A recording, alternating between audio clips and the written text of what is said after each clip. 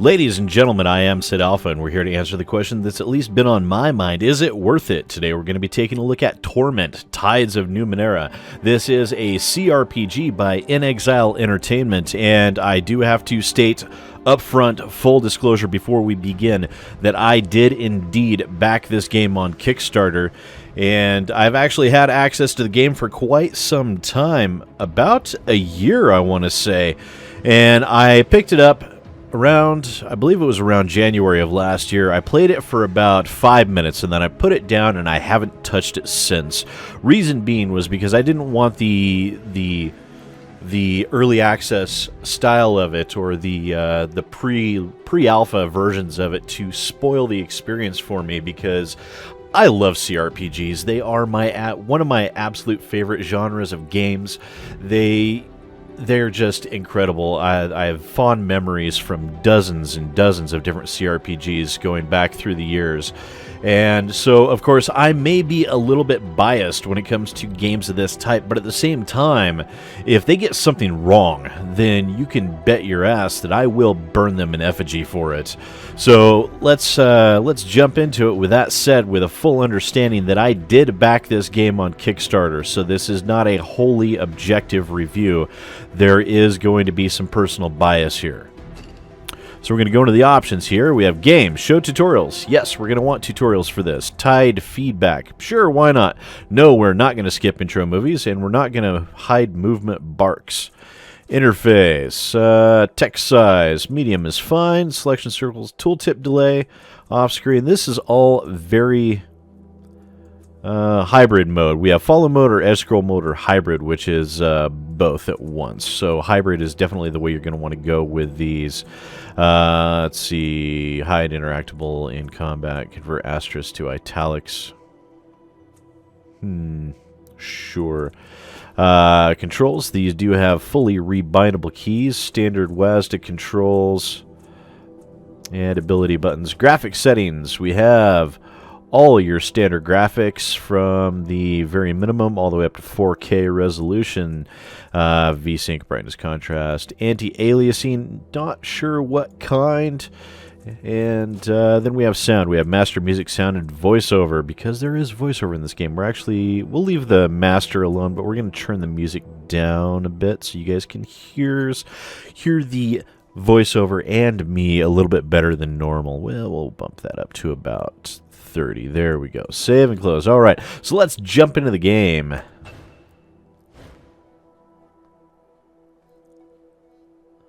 I have to admit, I've been looking forward to this game for a while, and I've been deliberately avoiding it. But being the game will be released on February 28th, which at the time of this recording is 2 days from now, I think we're close enough for us to actually take a look at this game, let you know what to expect before it comes out completely.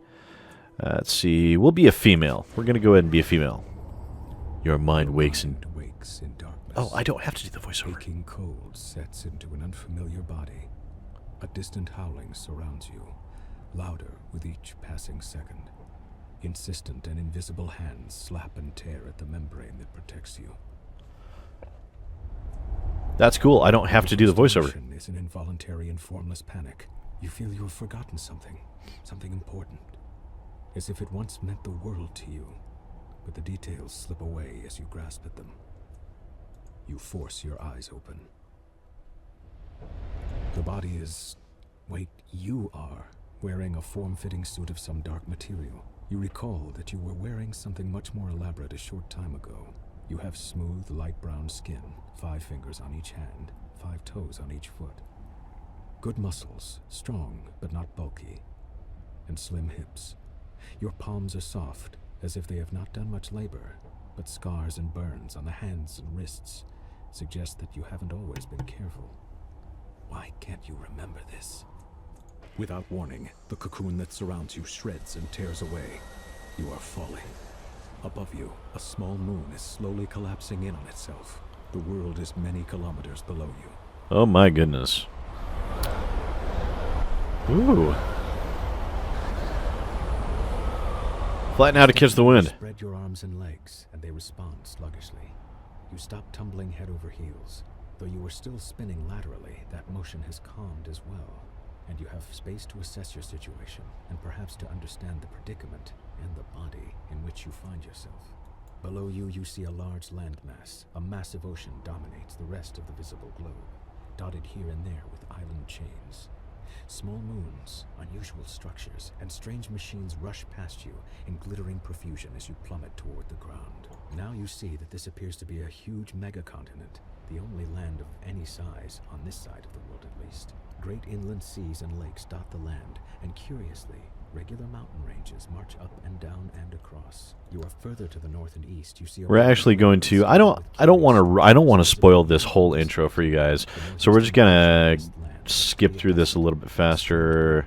Let's see. Try to slow the descent even more. Yes. I'll go back through it and review it on my own later, so I won't be missing anything. But I don't want to have this video be half just words and intro. Ooh.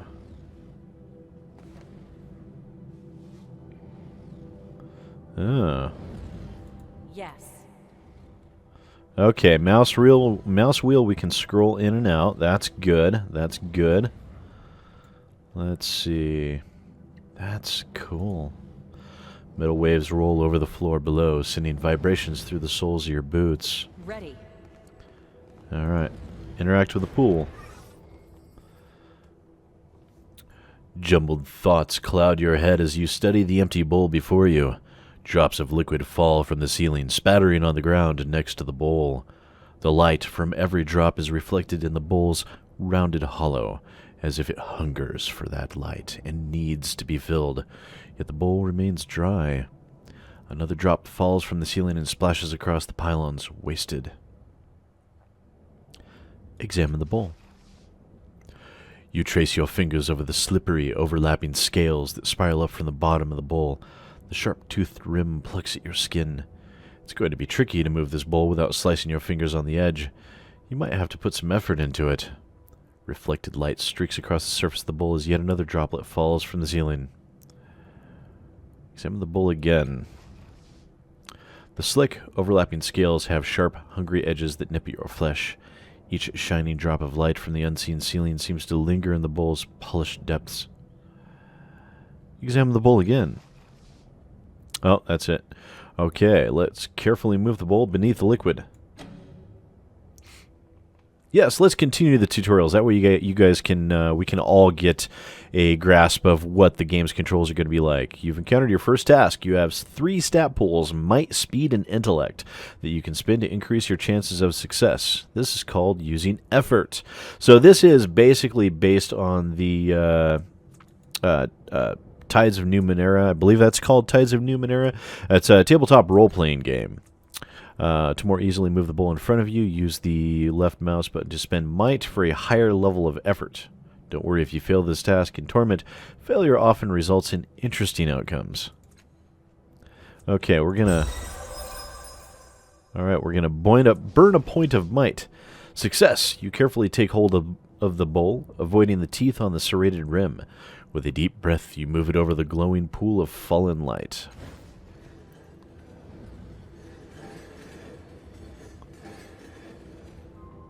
Ding. Hey, we caught some light. Drop by drop, the bowl fills, ripples spreading over the blurred outlines of your reflection. A pale blue luminescence stretches into the corners of the room.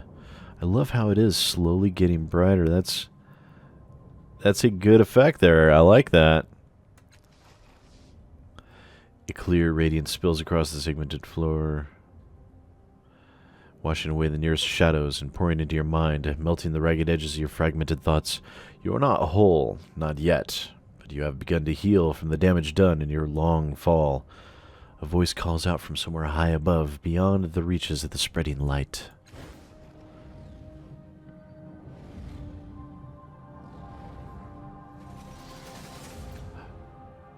Creepy.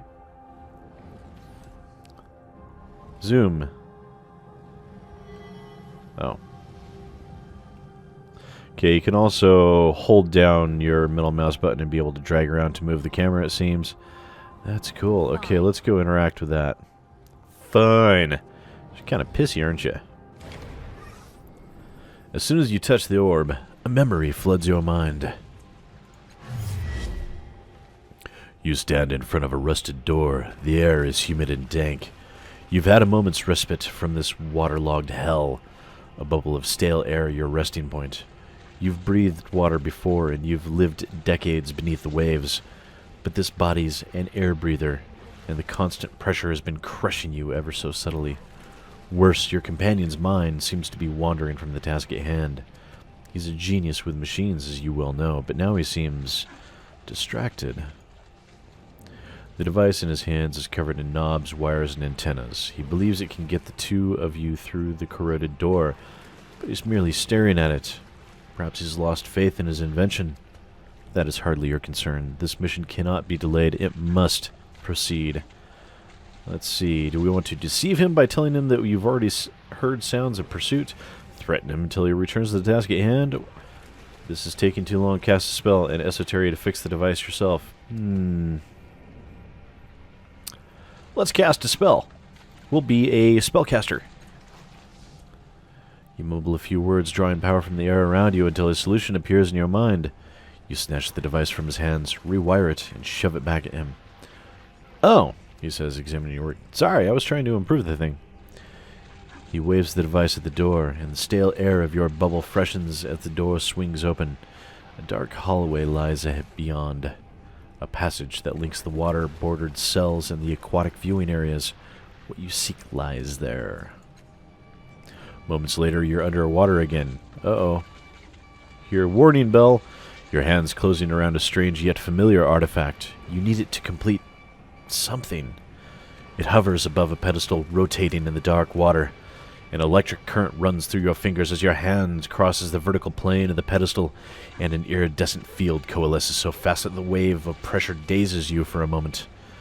The rising pulse of a sonar alarm ripples through the water. The guards won't be far behind. Okay, we can either run and come back for it. They won't be able to protect it forever.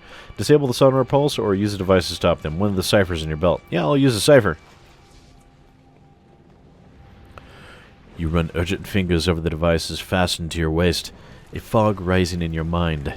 A few can be used against the guards, but will also turn your skin to synth steel or the surrounding water to boiling wax. Hardly ideal. Finally, you find a small silver sphere. Setting the sphere in place, you kick desperately for the safety of a nearby alcove. The sphere whirls and unfolds into a spiraling vortex. The sphere at its center speaks a few polite words in an ancient language, then begins draining the surrounding water into itself with alarming speed. The approaching guards shout, then scream as they too are sucked into the whirlpool and ripped to pieces. You allow yourself a fleeting smile, but are all too aware that more alarms are going off in the distance. Wow, this is surprisingly long so far. The memory begins to fade, as if you were being drawn back through a tunnel, and you hear more pylons rising from the pit. Something is wrong. The events within the orb have settled into that gap in your mind, but the edges of it are rough, as though the memory itself is not truly yours. There's something else, a gust of sour air pulling at you, like a predator inhaling the scent of its prey at the far end of a dark, whispering field. Oh my. Okay, we appear to have opened up more, so let's... Fine. See, she's all pissy. This mirror looks strange, as though what you see in it is real and you're the reflection. Let's go interact with this orb here.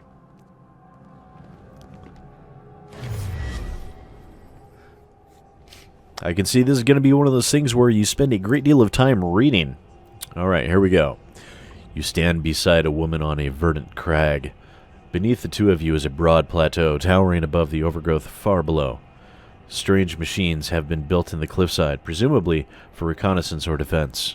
A metallic disc gleams from the center of the plateau.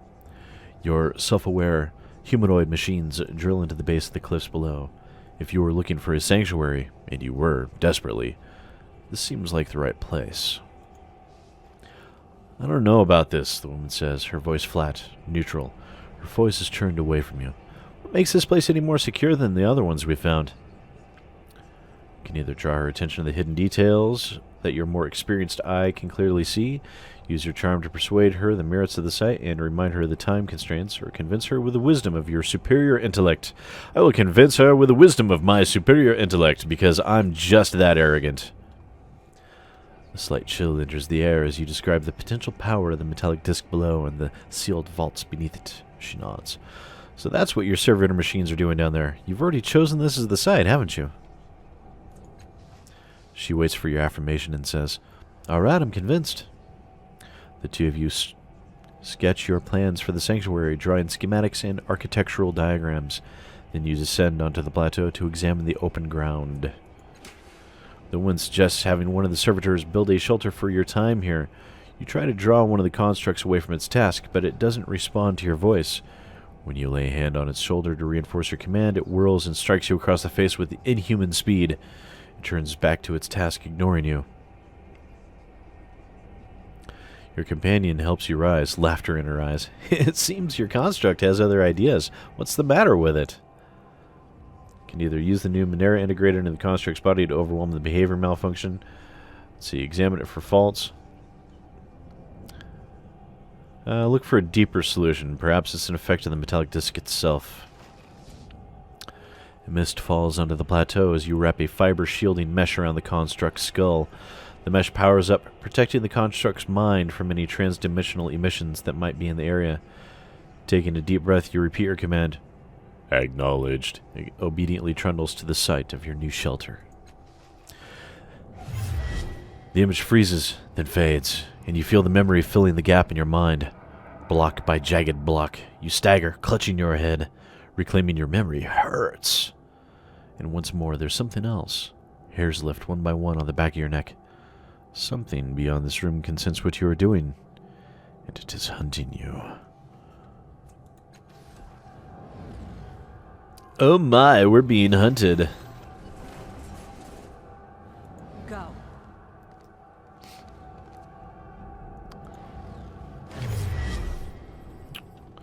Okay. This is all essentially deciding on what type of character you're going to have, I imagine. A vision of a city springs up around you, your city in flames and under attack, and we've been doing this for almost 20 minutes, so we're going to skip ahead to just the selections. Your companion backs away. She's tuned to help your enemies advance single file, confined by the parapet. Trade blows with the giant. You can handle it. Duck under the giant's swing and attack before he can strike. Figure out who presents the greater threat.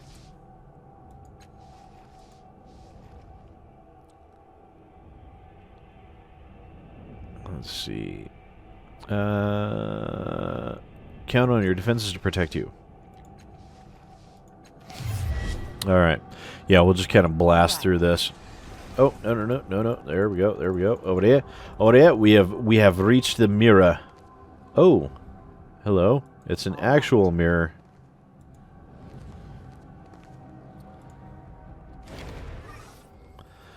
The border of this mirror is lavishly decorated with a dizzying number of interlocking symbols. Skip ahead. A rumble shakes the room and a slow vibration spreads from the darkness below, rippling towards the ceiling.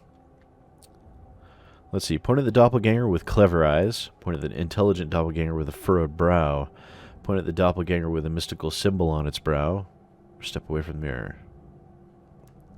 Mystical symbol, I think. The doppelganger plucks the 8-finger glove from its hand and waits for your decision.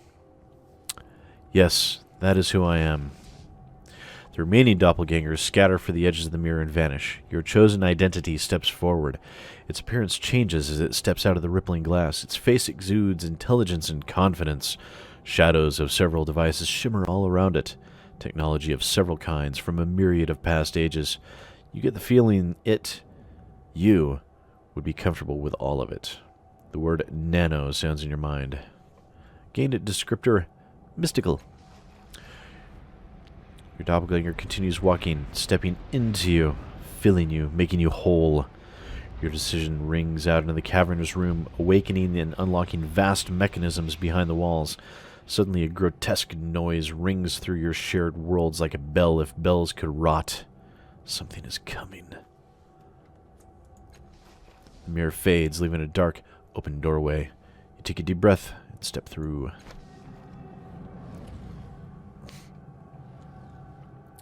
Alright, your choice in the memories and in the mirror have begun to build your character, but now you have the opportunity to decide on a number of details.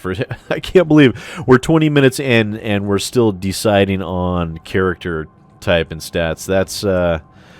That's impressive.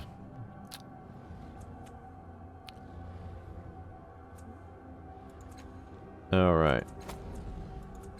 Nano. Yeah, nano. Next. Stat pools.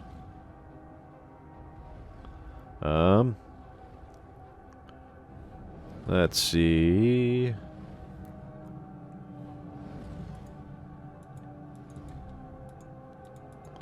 I'm not sure what I should be selecting here. Oh.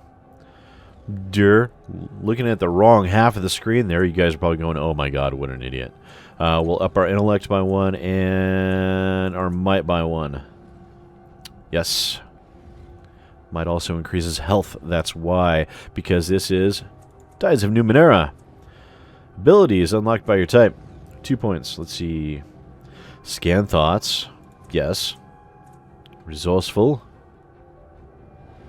Adaptation. Ooh. Innervate. I'm going to choose adaptation. Let's see. Choose an exploration skill. Lore mystical. We have already got some.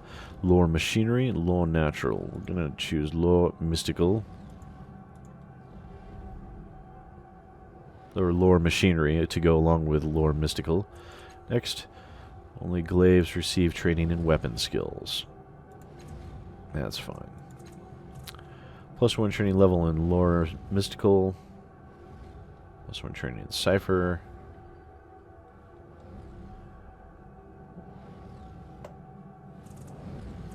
Charming.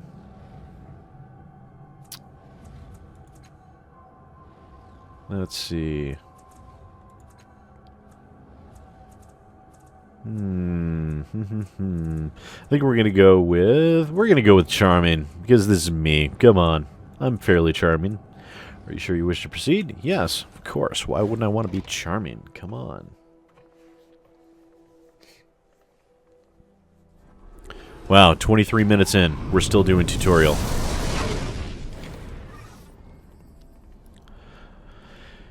Let's see, everything about this spectral figure seems dreamlike. He is a hazy silhouette who seems to be made of blue glass smoke. Okay, he breathes a sigh of relief when he sees you. We weren't sure that you would work. We pulled our strength and channeled it through me to reach you, to wake you up. It took more out of them than we thought. The other reflections, they're more like shadows now. Let's see. Oh my. Yeah, so this is going to have a lot of dialogue in it, a lot of reading, and some voice acting, but let's see. So we're going to go ahead and skip through. You said finish the process. We mean attune to the tides. What's a resonance chamber? Who are the other people? You call them reflections. If this placed my mind, why don't I remember any of this or you? Who are you? How do you know all this? So how do I get back to the real world? Continue. Oh my! That's terrifying. It's the sorrow. Uh-oh. Anchored to those reflections is devouring their power. Destroy its anchors or else sorrow will erase us forever. Crisis initiated, which is Numenera word for combat. When you enter into a dangerous situation, crisis, or turn-based encounters where you can fight, sneak, manipulate the environment, or talk your way out of trouble. Each turn you can take one combat action or activate an ability. You can also make one move action. The reflection near you. Kill it. Okay. Use left mouse to attack an enemy or move to a new position. Try clicking the highlighted character now. Effort can be applied. Yeah, we're going to spend an effort.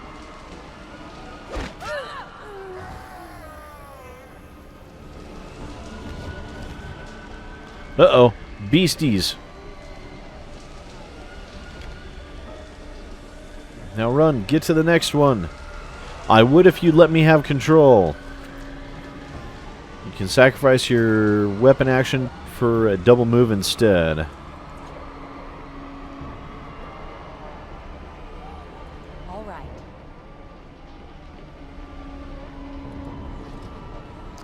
Now it is the Sorrow's turn.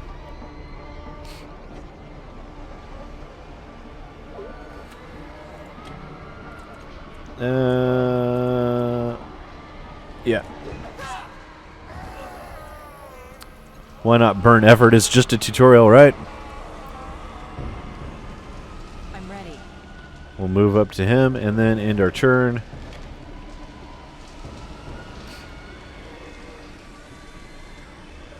It's infecting it somehow. Alright. Let's burn some effort here.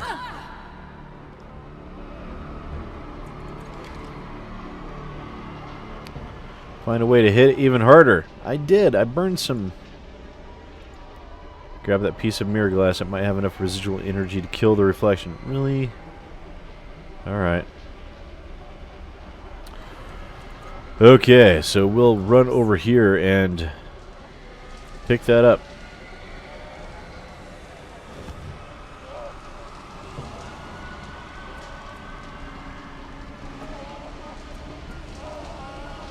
Icon in the bar above your portrait.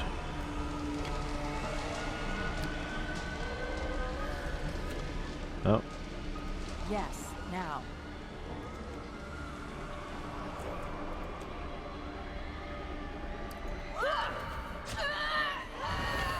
Well, that worked.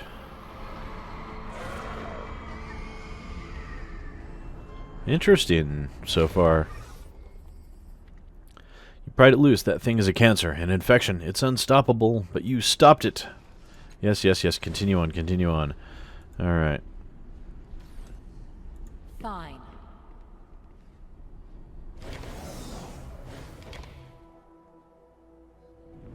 So as you can see, this is going to be, judging from the fact that we're almost half an hour Where did she in. fall from?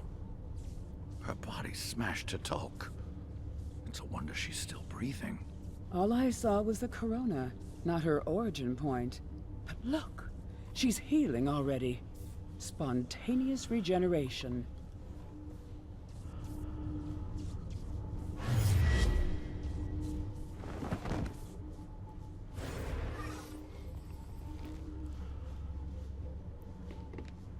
Let's see. Yeah, here's the first two companions that you meet, and they are, if I remember correctly, polar opposites of each other. Like I said, it's been over a year, so I don't really remember scan thoughts. She's the changing god. Gustig is deliberately blinding herself, but why?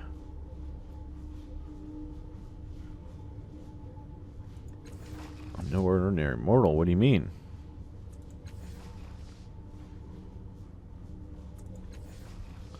Apparently they don't like putting up with each other. So yes, a great deal of reading.